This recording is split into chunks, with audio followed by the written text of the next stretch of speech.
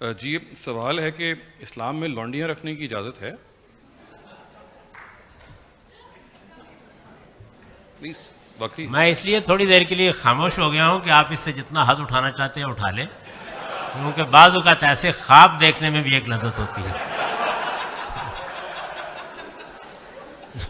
لیکن سر وہ میرا سلطان وغیرہ میں تو بہت ساری ہاں، یہ بہت اچھی طرح سمجھ لیجئے کہ یہ لونڈیاں، یہ غلام، یہ اسلام یا اسلام کی تعلیمات کا کوئی حصہ نہیں ہے۔ یہ دنیا میں ایک مصیبت موجود تھی اور صدیوں تک موجود رہی ہے۔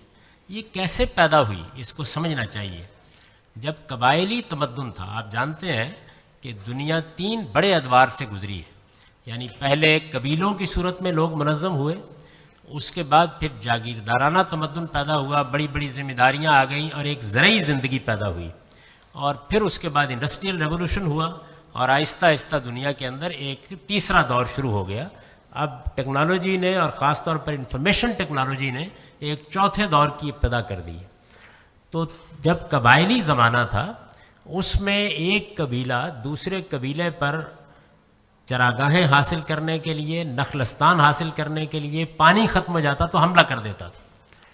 تو جب کوئی کسی دوسرے قبیلے پر حملہ کر دیتا تو حملہ آور کو اگر شکست ہو جاتی تو جنگی جرم میں اس کے تمام مردوں اور عورتوں کو غلام بنا لیا جاتا تھا۔ یعنی غلامی کی ابتدا یہاں سے ہوئی۔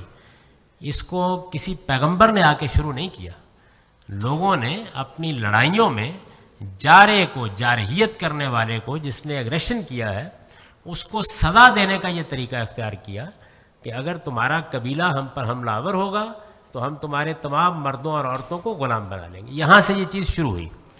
جس وقت محمد الرسول اللہ کی بعثت ہوئی ہے، اگر آپ چاہیں گے تو میں آپ کو بتاؤں گا کہ حضرت موسیٰ نے بھی اس کے ساتھ کیا کیا تھا۔ محمد الرسول اللہ صلی اللہ علیہ وسلم کی بعثت ہوئی تو اس وقت عرب کی پوری معیشت غلاموں پر منحصر تھی۔ یعنی جو صورت اس وقت سود کی ہے، آپ یہ دیکھ رہے ہیں نا کہ اس وقت سارا بینکاری کا نظام، سارا انشورنس کا نظام وہ سود کے اوپر کھڑا ہے۔ اگر میں یا آپ کوئی آدمی یہ کہے کہ سود تو بری چیز ہے، یہ ایک ظالمانہ چیز ہے، اس کا خاتمہ ہونا چاہیے، تو لوگ فوراً کہتے ہیں جی کوئی متبادل لائیے، اس کے بعد ہی خاتمہ ہوگا نا، ورنہ تو معیشت ختم ہو جائے گی، دوسرے دن سارا سسٹم کولیپس ہو جائے گا۔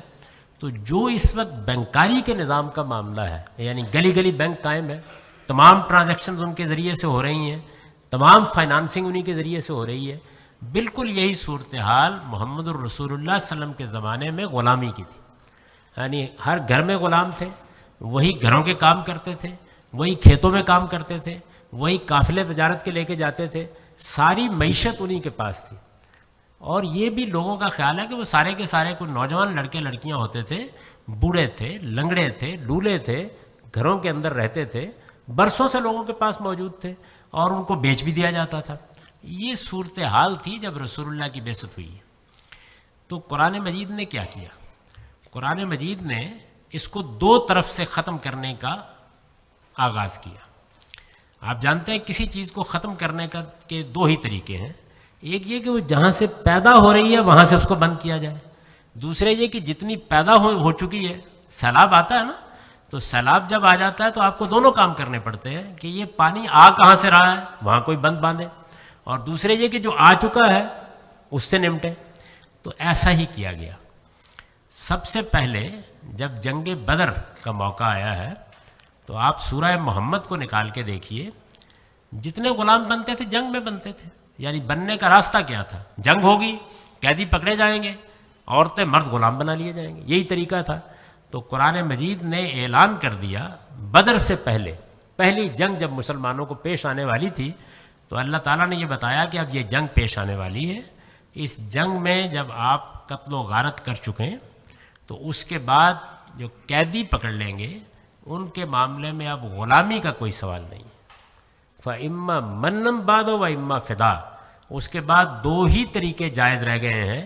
ایک یہ کہ آپ ان کو فدیہ دے کے رہا کر دیں، دوسرے یہ کہ احسان کے طور پر رہا کر دیں۔ تو اس طرح سے غلامی کے پیدا ہونے کا دروازہ بند کر دیا گیا۔ اب وہ غلام تھے جو پہلے سے غلام بن چکے ہیں، لوگ ان کو خرید چکے ہیں، وہ ان کے گھروں میں ہیں، ان کے بارے میں اگر یہ کہا جاتا کہ آج کے بعد سب کو آزاد کر دو تو آپ جانتے ہیں نتیجہ کیا نکلتا؟ یعنی عورتیں مرد بے گھر ہو جاتے، کسی کے پاس چھت نہ رہتی سر چھپانے کے لیے، کسی کے پاس روٹی نہ رہتی کھانے کے لیے، کیونکہ ان کی ساری زندگی کا انحصار ان کے مالکوں کے اوپر تھا۔ عورتیں کعبہ گری پر مجبور ہو جاتی، مرد بھیک مانگنے پر مجبور ہو جاتے، یہ نتیجہ نکلتا۔ تو کیا طریقہ اختیار کیا گیا؟ وہی جو آپ بینکاری کے بارے میں کہتے ہیں کہ تدریج کا طریقہ اختیار کیا جائے۔ چنانچہ دیکھیے کہاں سے ابتدا کی۔ سب سے پہلے قرآن نے اپیل کی سورہ بلد میں کہ سب سے بڑی نیکی کیا ہے؟ فک و رقبہ، لوگوں غلاموں کو آزاد کرو۔ اور جو فک و رقبہ کے معنی جانتے ہیں؟ گردنیں چھڑاؤ۔ بڑی ہی مؤثر اپیل کی لوگوں کو، گردنیں چھڑاؤ، تاکہ لوگ اس کو نیکی کا ایک بڑا کام سمجھ کے یہ کام کریں۔ تو لوگوں نے آزاد کرنا شروع کیے، بعض لوگوں نے نیکی کے طور پر خرید کر آزاد کرنا شروع کیے، گویا جو موجود غلام ہیں ان کی آزادی کی ایک تحریک چل پڑی۔ اس کے بعد قرآن مجید نے ایک دوسرا حکم دیا، اور رسالت مآب صلی اللہ علیہ وسلم نے اس کو نافذ کیا، کہ نفسیات بدلی جائے، اس لیے کہ غلام تو بیچارے بالکل گرے پڑے تھے سوسائٹی میں۔ تو یہ کہا گیا کہ اب غلام اور لونڈی کا لفظ استعمال نہیں کیا جائے گا۔